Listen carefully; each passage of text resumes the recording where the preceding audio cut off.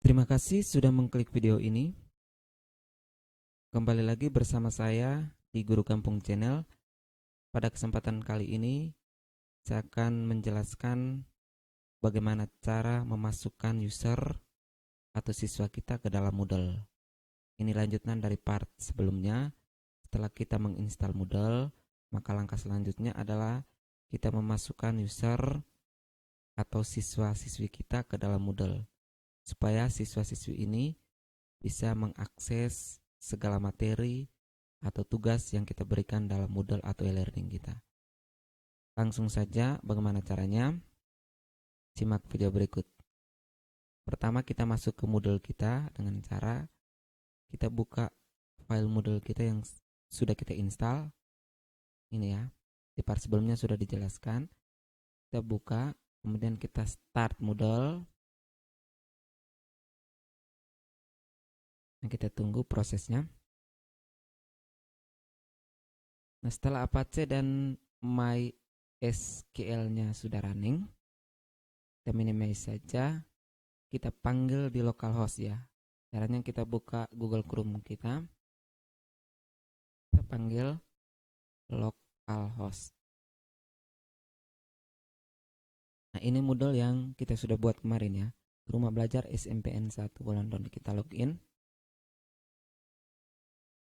dengan username dan password yang sudah kita buat. Login. Nah, setelah kita berhasil login atau kita sudah bisa masuk ke Moodle kita, maka langkah selanjutnya adalah saya mau ubah bahasa Moodle ini ke bahasa Indonesia, atau saya menambahkan bahasa Indonesia ke dalam Moodle ini. Caranya kita connect ke internet dulu. Setelah itu kita klik Site Administration. Kita cari language ya. Kemudian kita klik di language pack. Nah, di sini di sebelah kanan itu ada bahasa-bahasa ya. Saya cari bahasa Indonesia. Ini ya. Kemudian saya install. Nah, setelah itu maka akan muncul di sini ya. Ini artinya sudah sukses instalasinya. Setelah itu kembali ke dashboard. Setelah kita berhasil menambahkan bahasa Indonesia ke dalam Moodle, maka coba kita cek apakah bahasanya sudah masuk. Nah, sini ya. Bahasa Indonesia sudah masuk di sini. Coba saya ganti ini ke dalam bahasa Indonesia. Nah, sudah ganti ke dalam bahasa Indonesia. Tapi di sini saya mau contoh dalam bahasa Inggris. Setelah itu bagaimana cara menambahkan user atau siswa-siswi kita ke dalam Moodle? Caranya kita klik Site Administration. Setelah itu kita klik User. Nah, di sini. Kalau misalkan kita mau masukkan satu persatu atau secara manual, maka kita klik Add a New User. Nah, ini di sini kita akan menambahkan satu persatu siswa. Tapi di sini saya tidak merekomendasikan karena lama. Kalau misalkan siswanya banyak maka akan lama sekali. Di sini saya memberikan contoh bagaimana cara mengupload user. Caranya kita kembali lagi ke Site Administration, kemudian User, kita upload user. Kita klik Upload User. Nah, di sini kita akan mengambil file untuk diupload di sini ya. Tapi sebelumnya kita harus download dulu template-nya. Ini template-nya. Nah, template-nya seperti ini ya. Ada username, first name, last name, email. Tapi di sini saya membuat template baru, saya tambahkan dengan password. Nanti contoh template-nya saya akan sertakan di link deskripsi. Bagaimana caranya? Langsung saja kita buka Excel kita. Misalkan di sini saya membuat baru ya. Username, kemudian password, kemudian di sini first name, kemudian di sini last name, dan di sini email. Sekarang misalkan saya masukkan siswanya ya. Karena misalkan di sini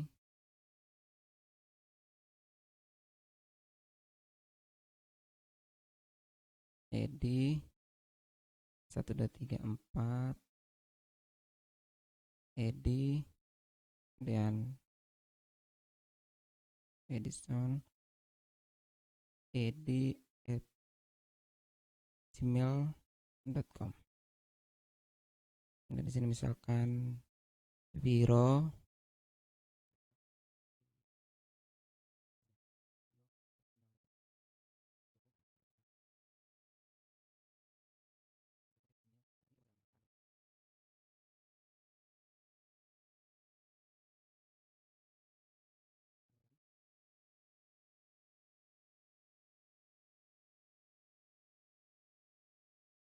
misalkan sebagai contoh saya buat 5 user atau 5 peserta didik.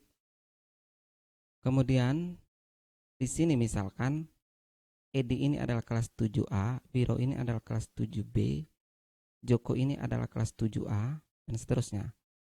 Maka untuk menandakan ini supaya kita tidak kesulitan memasukkan di Moodle, kita tidak cari satu persatu, saya beri tanda saja. Misalkan di sini Edi, di depannya saya tulis 7A,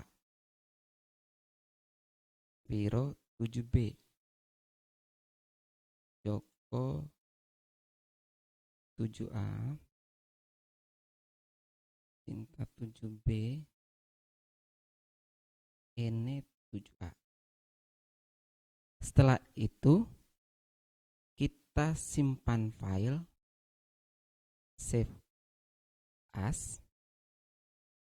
Kita simpan file dalam bentuk CSV ya ini ya, koma delimited. Kita ganti misalkan user SMPN 1 Wulandoni.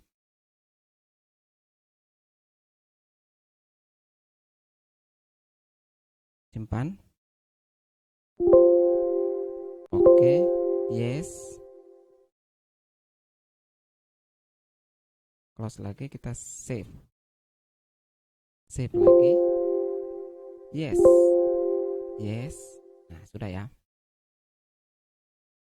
Setelah itu kita akan drag and drop file yang tadi kita buat ke dalam sini ya. User SMPN 1 Wulandoni. Tarik.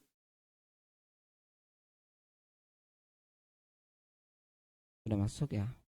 Kemudian CSV delimiternya itu saya ganti dengan titik koma. Kita upload. Nah, sudah berhasil masuk. User, password, first name, last name, email sudah berhasil masuk ya. Kemudian langkah selanjutnya langsung kita upload user. Nah, di sini user sudah terupload. Kemudian langkah selanjutnya kita kembali lagi ke user.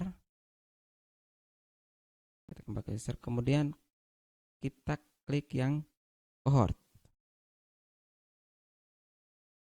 Cohort ini tujuannya untuk sebentar kita bisa membagikan siswa yang tadi, misalkan 7A ke 7A, 7B ke 7B. Jadi itu fungsi dari cohort ya. Nah, di sini cohort itu datanya berisi name, ID, description ya. Maka kita buat cohortnya ya. Kita buat dulu cohortnya. Misalkan sebagai contoh cohortnya seperti ini ya. Ada name, ID number, description.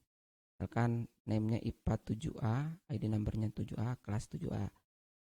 Name-nya IPA 7B, ID numbernya 7B, kelasnya 7B. Misalkan di dalam user tadi ada 7C, maka IPA 7C, 7C ya, kelas 7C. Dan seterusnya, begitupun kelas 8. Nah, ini untuk supaya kita membagikan siswa tadi ke dalam kelasnya masing-masing. Itu fungsi dari cohort. Caranya sama, kita buat di Excel, kemudian kita simpan ke dalam file yang namanya CSV ya. Ini saya sudah buat. Kemudian kita akan tarik. Sebelumnya kita buka dulu cohorts, kemudian kita klik upload cohorts. Saya tarik cohorts yang tadi sudah dibuat, cohorts ke sini. Masukkan ke sini, kemudian kita salah ya. Karena CSV delimiternya belum. Saya ulangi. Cohorts saya tarik ke sini. Masukkan ke sini, kemudian jangan lupa ganti ini ke titik koma. Itu preview. Sudah. Cohorts sudah masuk ini nih, 7A 7B. Kemudian saya upload cohorts. Continue. Nah, setelah cohorts sudah terupload seperti ini, langkah selanjutnya adalah kita membagikan siswa ke dalam cohortnya masing-masing. Misalkan kelas 7A di kelas 7A, kelas 7B di kelas 7B. Caranya kita klik tanda ini. Klik. Nah, di sini ya. Ini kelas 7A ya. Di sini ada nama-nama. Kenapa saya buat tanda ini? Supaya saya tidak kesulitan.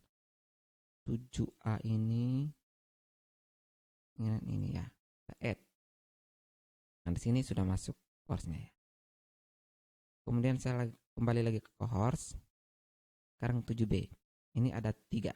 Cohorts 7A ada 3. Sekarang cohorts 7B. Ini dengan ini. Nah, ini fungsi cohorts. Sudah ya. Sekarang saya coba lihat di cohorts. Sudah ya. Jadi cohorts 7A itu ada 3, cohorts 7B ada 2. Setelah kita berhasil menambahkan siswa ke dalam cohortsnya masing-masing, langkah selanjutnya kita akan menambahkan course atau kursus. Jadi course ini adalah tempat di mana kita menyimpan materi, soal-soal ujian atau tugas atau kuis untuk kita bagikan kepada siswa. Caranya kita klik Site Administration, kemudian saya klik di course, kemudian saya manage course and kategori, saya klik. Nah, di sini sekarang kita buat kategorinya ya. Misalkan di sini sebagai contoh saya klik new kategori. Saya ganti miscellaneous ini menjadi top. Kemudian kategori name-nya misalkan pembelajaran IPA. Misalkan pembelajaran IPA ini di bawah pembelajaran IPA ada IPA kelas 7, IPA kelas 8, IPA kelas 9 misalkan ya. Maka saya create new kategori lagi. Kemudian parent kategorinya adalah pembelajaran IPA. Kemudian di bawah pembelajaran IPA ada IPA kelas 7. Create new kategori lagi. Nah, di sini sudah ya. Di bawah pembelajaran IPA itu ada IPA kelas 7. Saya tambahkan lagi misalkan kelas 8 ya. Maka saya klik create new kategori lagi. Kemudian ini saya ganti ya. Parent kategorinya di pembelajaran IPA. Karena dia di bawah pembelajaran IPA. IPA kelas 8. Sudah ya ini. Sekarang saya tambahkan lagi IPA kelas 9 misalkan.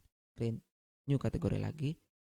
Ini saya ganti ke pembelajaran IPA karena dia di bawah pembelajaran IPA. IPA kelas 9. Setelah kita membuat kategori, maka langkah selanjutnya kita akan membuat course-nya ya. Misalkan saya akan buat course ini adalah untuk kelas 7 punya. Saya create new course. Kemudian untuk kelas 7 punya ya di sini. Sudah ya. Untuk kelas 7, kemudian IPA kelas 7A. Ini 7A. Sini course and date-nya saya hapus centang. Pasti saya bisa masuk kapan saja. Kemudian description-nya misalkan teman-teman mau menambahkan description. Kemudian di sini misalkan saya mau menambahkan logo untuk kelas 7A punya ya. Saya ambil salah satu logo. Misalkan ini ya. Tarik masuk ke sini. Pas. Kemudian course formatnya. Ini kita tetap topik format ya. Misalkan ada beberapa topik yang nanti kita akan bagikan ke siswa. Misalkan siswa belajar di kelas 7 itu ada 5 bab, maka saya buat 5 bab. Kemudian appliance-nya, misalkan di sini saya mau buat bahasanya bahasa Indonesia. Kemudian announcement-nya, berapa jumlah pengumuman untuk kita tambahkan di course kelas 7A. Misalkan di sini saya hanya buat 2 saja. Kemudian kita save and return. Di sini course 7A sudah terbuat. Misalkan saya tambah lagi course 7B. Create new course, kemudian sini IPA kelas 7 ya. Dan di sini IPA kelas 7B.